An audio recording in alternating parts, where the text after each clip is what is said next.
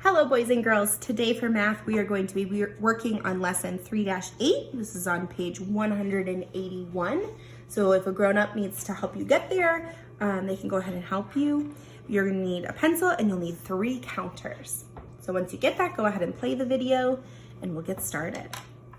Jackson decorates his sandcastle with 3 different shells, and he wants to show the different ways that he could decorate the castle with the 3 different shells. He has 2 different colors. So we're gonna think of different ways that we can show 3 on the sandcastle. So we could first start out with 1, 2, 3 red. So I'm gonna write 3 on here for 3 red. And how many yellow are there? There's none, there's 0. So I'm gonna write 0. There's 3 red and 0 yellow. Now I'm gonna flip over one of them. Go ahead and flip over one. And now how many red do I have? I have 2. So I'm gonna write 2 red. And then how many yellow do I have? I have 1. Now I'm gonna flip over another red. Go ahead and flip it over. How many red do I have now? I have 1 red. And how many yellow do I have? 2. So I'm gonna write a 2 here.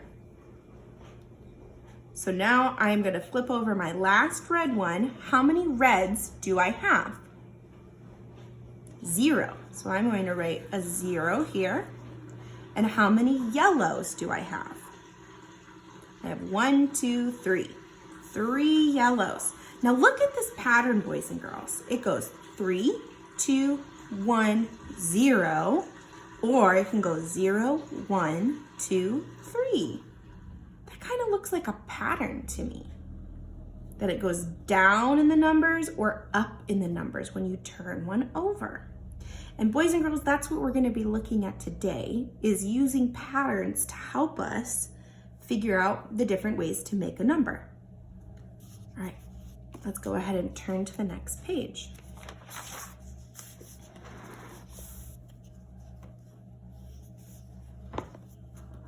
All right, we're gonna be coloring the different ways to make 6. And we're gonna use red and yellow crayons or colored pencils.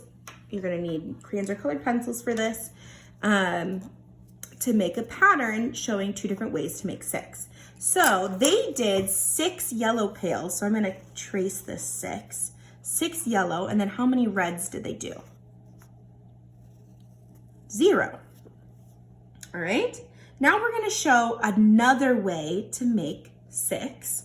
And I'm just going to color in I'm gonna color in 5 of them yellow.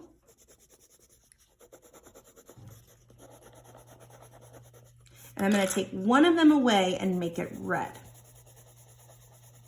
Okay, so now I have 5 yellow and 1 of them red.